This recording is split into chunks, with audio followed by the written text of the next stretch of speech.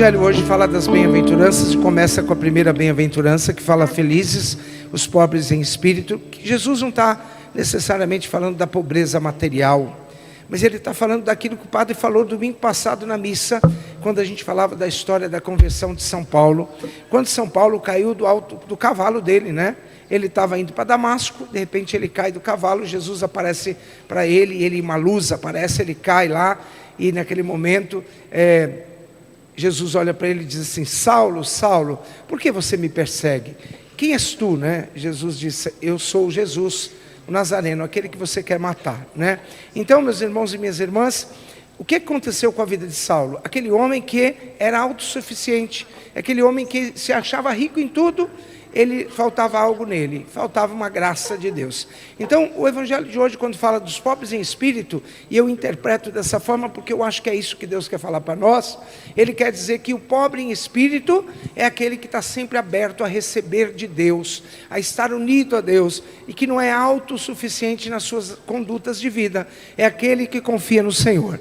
Então hoje, meus irmãos, falando das bem-aventuranças, a gente lembra que quem escreveu essa bem-aventurança de hoje é Mateus. Lucas também vai escrever a bem-aventurança, e a diferença entre os dois, entre Mateus e Lucas, é que Mateus vai falar na montanha, no sermão da montanha, e Lucas vai falar no sermão da planície. É a distinção entre os dois, mas que a mensagem é a mesma, né? Mas por que Mateus coloca o Evangelho falando dentro do sermão da montanha? Porque Mateus, para ele, Jesus é o novo Moisés, aquele que vai trazer uma nova lei. Todo mundo que está aqui, criançada, vocês não fizeram a catequese de primeira comunhão? Sim ou não? E na catequese vocês já aprenderam sobre os 10 mandamentos? Qual que é o primeiro mandamento da lei de Deus? Muito bem, estão afinados, hein? Vamos lá, todo mundo, os adultos, hein? Primeiro mandamento? Muito bem. Só que eu falo para vocês assim, né? Que os mandamentos de Moisés foram algo muito bonito, foi lindo, e que a igreja, por nós sermos uma igreja chamada judaico-cristã, nós viemos do judaísmo e hoje somos cristãos. A nossa igreja, ela vive, claro, em função dos 10 mandamentos da lei de Deus. Mas é importante a gente lembrar, meus irmãos e minhas irmãs, que Jesus, quando fala das bem-aventuranças, e ele para Mateus é o novo Moisés, ele está querendo ensinar para nós o seguinte: se os 10 mandamentos são importantes, eu não vim para aperfeiçoar, mas para dizer para vocês que ser um homem que vive os 10 mandamentos, é alguém que deve viver as bem-aventuranças, e é isso que nós devemos colocar. Então vamos lá. Você acha que na hora que Mateus escreveu o evangelho dele, Jesus falou as bem-aventuranças uma atrás da outra? Sim ou não? Não. Jesus não falou uma atrás da outra. O que Mateus fez? Como Lucas também. Eles perceberam a mensagem e colocaram as bem-aventuranças todas uma atrás da outra, até para servir para o nosso próprio entendimento. Tá bom? Então vamos lá. Bem-aventurado, o que significa a palavra bem-aventurado? Quando a gente vai na igreja canonizar uma pessoa, ou santificar uma pessoa, porque ela teve uma vida de presença linda de Deus, a gente fala a princípio que ele é um bem-aventurado. Depois a gente vai canonizá-lo e vai virar um santo. Então a palavra bem-aventurado, ela tem 3 definições além do bem-aventurado: santo, feliz ou separado. Essa é a atitude. Por que santo? Porque é um homem que diante do mundo, ele decidiu viver com profundidade a palavra de Deus. Então um homem que vive a palavra de Deus, busca uma santidade de vida, ele vai ser uma pessoa feliz, né? A palavra feliz por si só já diz que um homem que vive o evangelho, vive essa alegria, essa felicidade plena. E o separado, o que significa o separado? É um homem que está no mundo, mas ele diz: eu não sou do mundo, eu sou do céu. Então eu vou viver condutas de vida compatíveis com um desejo de me separar desse mundo que está aqui. Eu faço uma escolha pessoal, e nessa escolha pessoal eu coloco Jesus. Pronto? Terminada a homilia? Não. Agora vem uma parte que eu queria colocar para vocês. Quem aqui quer ser feliz, diga: eu! Cristo é a felicidade, Cristo é a felicidade. Sem ter amor nesta vida não há quem seja feliz de verdade. Eu tinha 5 anos quando essa música foi feita. De novo. Cristo é a felicidade. Sem ter amor nesta vida, não há quem seja feliz de verdade. Então, se Cristo é a felicidade, eu pergunto para você, o que te faz feliz? Você poderia dizer assim: padre, eu sou feliz porque eu tenho uma família. Eu sou feliz porque eu posso levantar todo dia de manhã e tomar o meu café da manhã, não é verdade? Eu sou feliz porque eu tenho uma família que consegue me educar. Eu tenho uma condição de viver, eu sou feliz porque isso, mas isso não é a felicidade plena que nós devemos pensar, porque muitos de nós, meus irmãos, colocamos a felicidade da nossa vida baseada em coisas que talvez são perecíveis.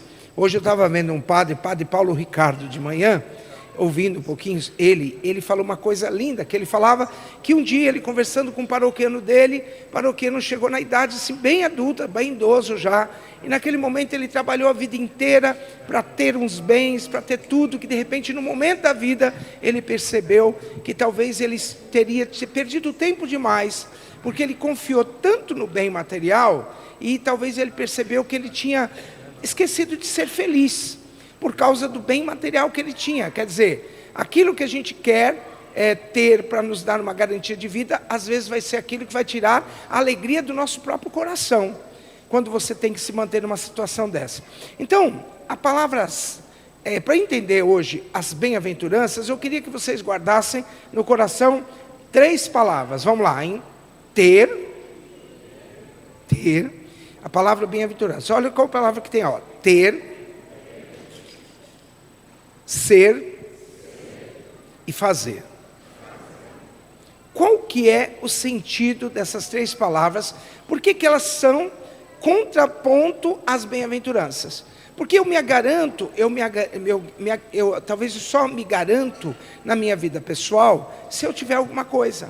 Você pergunta lá para um africano que está naquele país que está passando fome, pergunta para ele o que é felicidade para ele. A felicidade para ele talvez seria: nossa, a minha felicidade é eu poder levantar de manhã e poder dar de comida para os meus filhos. Essa é a felicidade de um africano.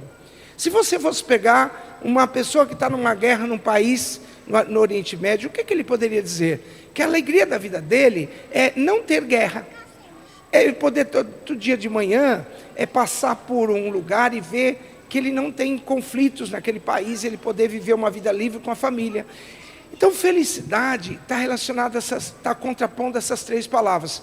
No mundo, a gente é feliz porque a gente acha que a gente quer ter alguma coisa, a gente quer ser alguma coisa, ou senão a gente quer ser um poder. Imagina, todo mundo pode substituir a palavra ser por poder também, porque quantos de nós achamos que somos felizes porque a gente manda mais nos outros? Tipo assim, eu sou mais importante do que você. Eu sou melhor do que você, eu tenho mais dinheiro do que você. Tudo isso vai passar. Então, e o outro é fazer. Eu só posso fazer alguma coisa se for algo para me dar um bem-estar, para fazer isso, aquilo. Muito bem. Então, diante dessas 3 palavras, Jesus é o caminho de felicidade que nós devemos encontrar. E que muitos de nós, às vezes, nunca seremos felizes, porque nós estamos presos a esse mundo e talvez nunca experienciamos a promessa do que é ser bem-aventurado, pelo fato da gente não confiar plenamente em Deus. Quando um dia, eu já contei essa história, não vou contar nos detalhes, daquela Dona Maria que estava lá no Nordeste carregando a lata d'água na cabeça, e ela vinha cantando com aquele, sem os dentes, com a pele queimada do sol, com aquele vestido todo largado, tadinha, e de repente ela estava lá com uma lata d'água na cabeça, e naquele momento ela vem cantando assim: vem conosco, vem caminhar, Santa Maria vem. E ela não tinha um dente na boca, e ela olhou para o repórter e disse assim, o repórter olhou: Dona Maria, por que tanta alegria no coração? Aí ela olhou para o repórter e disse: meu filho, quem tem Jesus no coração tem motivo de ser triste? Foi a resposta que ela deu. Não que ela seja uma alienada, é porque muitas vezes a gente vai buscar fora, como diz Santo Agostinho, a gente vai buscar fora aquilo que deveria estar dentro de nós, e é o próprio Deus que tem que habitar dentro de nós para a gente ser um bem-aventurado, para a gente ser feliz e nos sentirmos separados. quero contar para vocês uma história.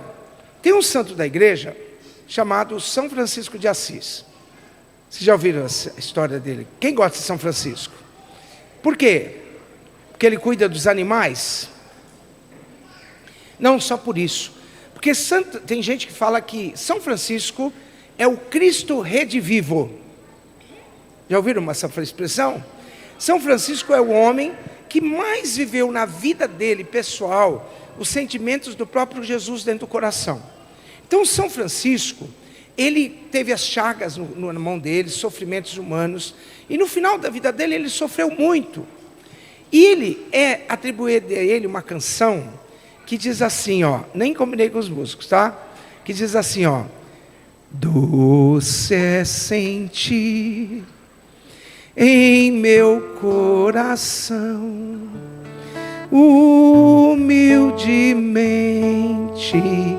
vai nascendo amor. Doce é saber, não estou sozinho, sou uma parte de uma imensa vida que generosa reluz em torno a mim. Imenso dom do seu amor sem enfim. É atribuída a São Francisco essa canção. E essa música diz assim, que esse homem estava sofrendo dor, estava sofrendo angústia, estava sofrendo tribulações naquele momento da vida dele. E essa música foi composta uma semana antes da morte dele. Meu irmão, minha irmã, a felicidade, volto a dizer para vocês, não é ter, mas é ser. É estar na presença de Deus. É lembrar que Jesus te convidou a viver a alegria plena. E aí eu queria fugir um pouquinho da homilia, só para dizer para vocês que esses dias eu estou sendo muito tocado por Jesus, para eu exortar as pessoas um pouco mais numa situação de vida. Poucos dias atrás, eu fui lá no Espírito Santo, na minha casa, e eu plantei no quintal, que era lá do meu pai, da minha família lá, eu plantei 14 árvores. E aí, estava chovendo muito, e eu fui lá e plantei. Aí esses dias, estava dando muito sol. E a minha preocupação é que se não fosse desse o sol, como é que ia ficar aquelas árvores? Aí falei com meus irmãos, eles disseram assim: Beto, não se preocupe, quando pode ir lá para São Paulo, mas não se preocupe, que na hora certa, se estiver dando sol demais, a gente vai molhar as árvores. E a minha preocupação também é que talvez eu não vou poder cuidar direitinho, mas meus irmãos eu garanto que vão molhar e vão adubar para mim. Estou contando essa história para vocês porque, meus irmãos e minhas irmãs, fala seu nome em voz alta. Eu queria que você dissesse seu nome em voz alta. Diga 1, 2, 3, vai. Quando você nasceu, a sua mãe te deu esse nome, o seu pai te deu esse nome, e esse nome que foi te dado foi para você ser feliz. Toda mãe, quando escolhe um nome para um filho, ela quer a felicidade do filho. Eu queria dizer para vocês, meus irmãos e minhas irmãs, entendam se vocês quiserem, mas por que você veio hoje na igreja?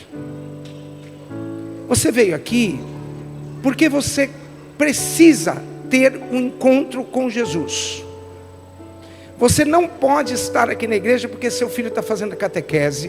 Você não deveria estar aqui na igreja porque morreu alguém. Você tem que estar aqui na igreja porque você precisa ter um encontro com Jesus. Eu não conheço todo mundo que está aqui na igreja, mas tenha o seu encontro com Jesus Cristo vivo. Tenha um encontro com Ele.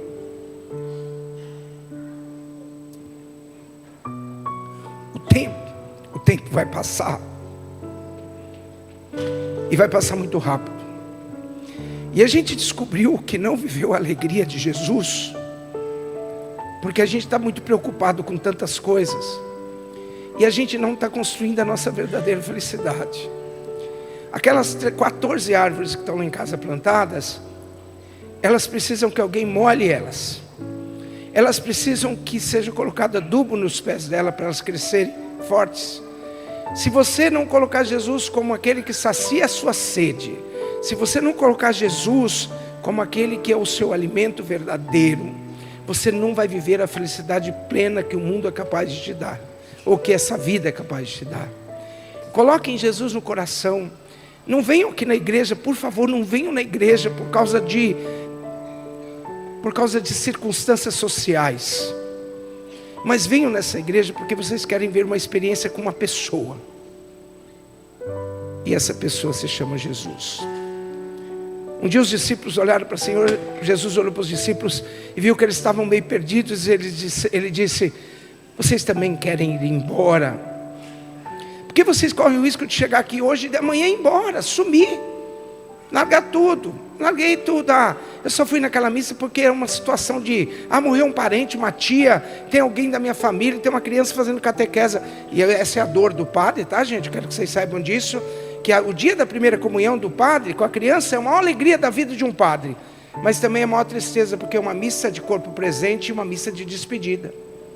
Porque a criança vai na igreja, depois abandona tudo porque vem o mundo, vai tirar tudo de vocês. Essas catequistas que estão aí, estão se matando para levar uma mensagem de Deus no coração de vocês, mas amanhã o mundo vai tirar tudo, porque o pai e a mãe de vocês não foram sérios, porque a família não foi séria.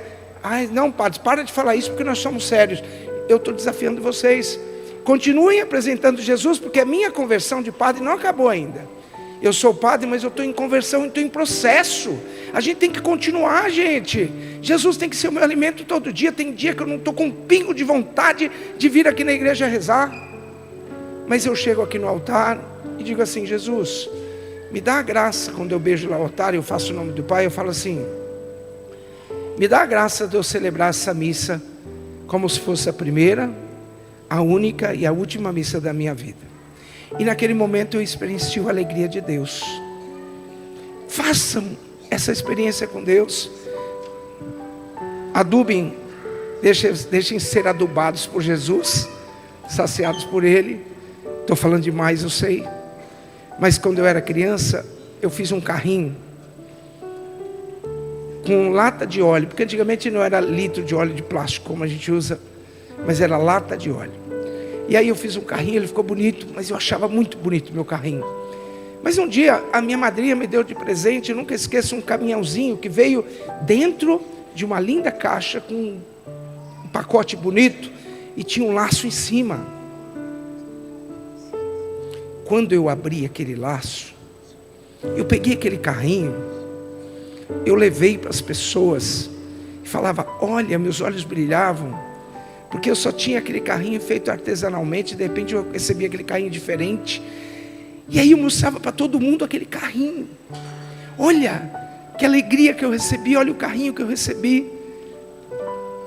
Tem gente que vai passar por essa vida e não vai ter coragem de puxar o laço e pegar Jesus, que é o maior presente da sua vida, e colocar na sua vida pessoal. Desculpa, gente. Abra o laço. Desfrute Jesus. Viva uma experiência com essa pessoa tão linda que deu a vida por cada um de nós. Jesus, papai e mamãe tinham um sonho para mim, e eles queriam que eu fosse feliz. Se o sonho do meu pai e da minha mãe era a felicidade, imagine o sonho de felicidade que Jesus quer para vocês. Não só na vida futura, gente, guardem isso. Vai ter provação? Vai ter guerra, vai ter luta, vai ter perseguição, vai ter tudo nessa vida, mas ninguém vai tirar a alegria de Deus da sua vida, porque Ele está pleno dentro do seu coração. Amém? Seja um bem-aventurado. Pode pedir para essa pessoa que está do seu lado, fala assim, ó: seja um bem-aventurado. Amém? Posso encerrar a homilia sem música hoje? Sim ou não? Não. Eu não consigo. Tem uma música que eu queria que vocês cantassem comigo. Foi tão bonito na missa das 8 da manhã, que eu gostaria que fosse tão lindo como na missa das 10 agora, tá bom? Essa música diz assim: procurei o amor, procurei a alegria e agora eu sou feliz, pois enfim eu te encontrei. Agora eu sei que tu és a vida, nunca mais eu irei te deixar. Agora eu sei que tu és a vida, nunca mais eu irei te deixar. Pode melhorar, gente, vai. Eu não vou levar a vida, vou viver intensamente, pois contigo eu sou maior. Tu serás o meu presente. Lindo, canta forte, vai, coragem. Agora eu sei que tu és a vida, a vida. Tá lindo, tá lindo. Nunca mais eu irei te deixar.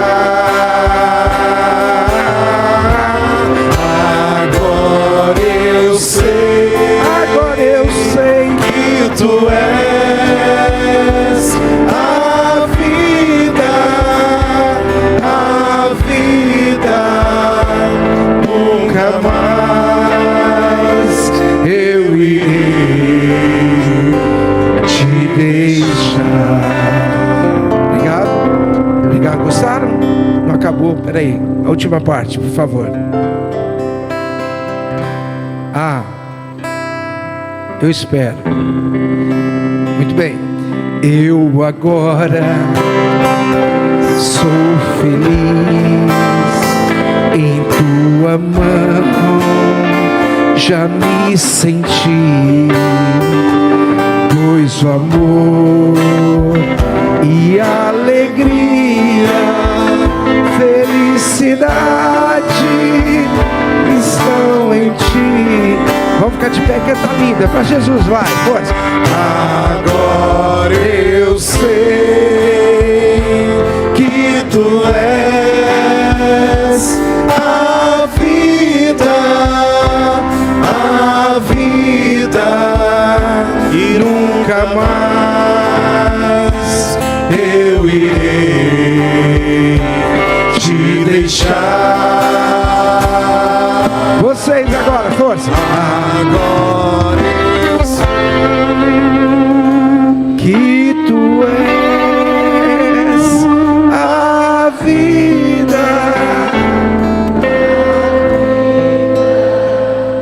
nunca mais eu irei te deixar.